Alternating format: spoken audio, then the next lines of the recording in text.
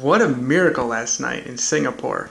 President Donald Trump meeting with the leader of North Korea. Just the fact that they met is big, big. All right.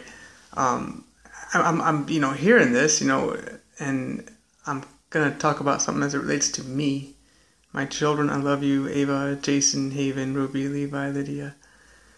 I talk about this on Facebook and my blog and here on YouTube, but I'm gonna devote in this specific video to something else. I guess it's been like a fear thing for me and what's been going on for many years now, and I'm gonna keep exposing it the way I look at the situation with regard to North Korea and how the president was confident that they were going to meet, but people said, "Oh, it's not going to happen." He kept exposing it, and running his mouth, saying, "Hey, you've committed to this, and you're gonna show up," and it happened. What's been going on in my life recently? Well, just a week ago, I came back to Miami just for a short time, and I was in Hollywood, Florida, which is just north of Miami, and there was a hit and run. Oh, another hit and run. I was married twice, hit and runs, right? So, how am I tracking these hit and runs as it is in the first place? But great. I went and called the police. And, a person bumped into my car in Hollywood, and I've talked about these parking lot things that have been going on, kind of funny, but we were able to find out who it was. I didn't know anything about it. I was in a restaurant at the time, and somebody saw this happen. We had a witness, so it's kind of interesting, But I called the police. Police instructed me to go ahead and reach out to the the name of the company that owned the truck was on the actual truck, which is kind of helpful, right?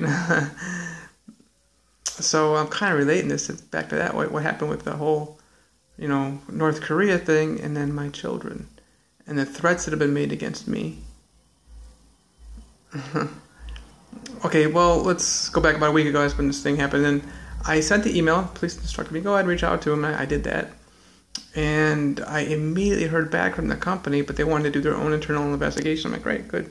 So I let it go, Wednesday, Thursday. And then Thursday, a friend, she's old school like me. She goes, if that was, happened to me, I'd have been on the police and on that company every single day. And I'm like, I am. It's kind of like, just let the Lord deal with it and, go with the flow.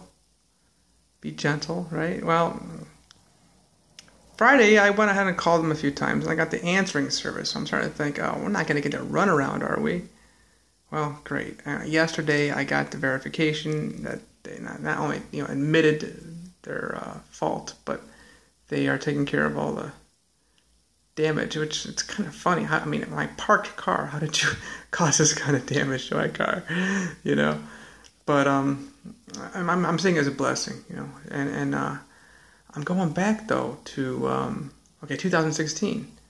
I was basically ambushed. This person didn't look like he was going to try to fight me or anything. He just came right up to me, right? He picked up an F2, felonious assault.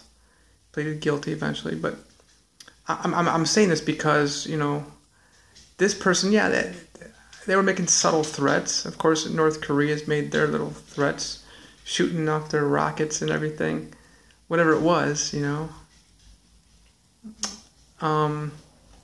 was out there. I had knowledge that something was going on. So that was right around the time when, I had been pushing the state regarding my children. I demanded that my children have at least some kind of representation.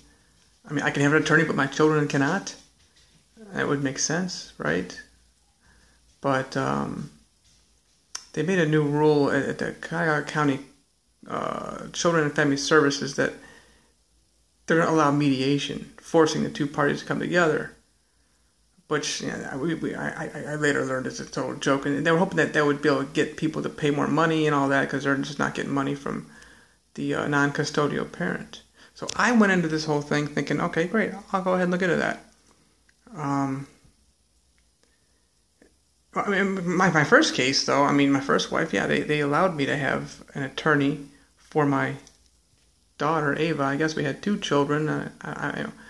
One, I guess, died at birth or something, but that was great. We had an attorney, at least representing the best interest of the child. Their interest was my safety, and again, here we are with regard to my safety. I have been threatened.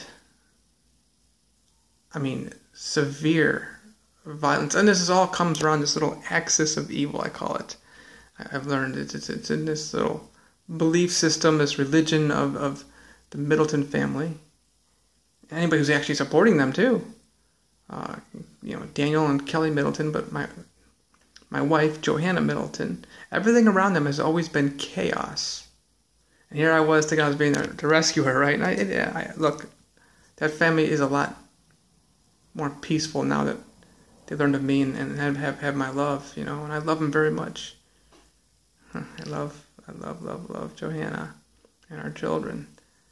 But when she left me, December 12th, 2012, I knew exactly where she was going to go. I talked to attorneys, talked to expert witnesses. I hired a private investigator. And, she went to welfare, turned our children in for, $500 a month, I guess, whatever it is, right? Depending on what state, however that works. But I went to the child support office. Yep, it was like, I don't know, maybe end of January, so way more than a month had gone by. And, the point is, I went to the office, and I began communication with another county because, my wife had left the county, which was Washington County, down by West Virginia, the far end of the state. Good, 3.5 to 4 hours away, which is Belpre, okay? And anyway, I kept going to my county, which is near Cleveland, the office, and I went there more than 10 times in probably like 6 months or whatever. They threatened me, saying, if you come back here again, they knew who I was. The sheriff's people out in front and everybody in the lobby, they knew who I was. So, they threatened me, saying that if I come back there again, they were going to get me with trespassing. 2012, the order, I never even was served. I guess it's not uncommon according to my attorneys, and other people have gone through this kind of stuff, but there was actual child support order. And it's just, you can look at the documents still to this day. The address is fake, and there's the words domestic violence stamped on it, which is, it's treason. You're taking away your due process. What's the domestic violence? Here I was, when my wife left, I was doing all I possibly could to help them. I'm so sorry I hurt you. I was this big abuser, right? That's what I was accused of. So you gotta say abuse, but you can't actually press charges. Nothing. No reports ever filed. Nothing. It's clean. I am the model citizen. Yes, everybody knows this. My record is absolutely impeccable. So this continued though. 2012. I'm looking at what's going on. I didn't find out about this support or these papers until 2015. When I demanded, I actually, maneuvered my way into the back office, talking to Supervisor 2, James Brown. He's looked at me and says, you don't seem the slightest bit, you seem very gentle and kind, and which, he sees it correctly. There's a lot of fake news out there. People just make stuff up, right? So, I think I attracted the whole issue with regard to that man attacking me in 2016. My mind was constantly on, what is the Middleton family going to do with regard to attacking me? Or who are they going to get after me? Or this child support enforcement agency people.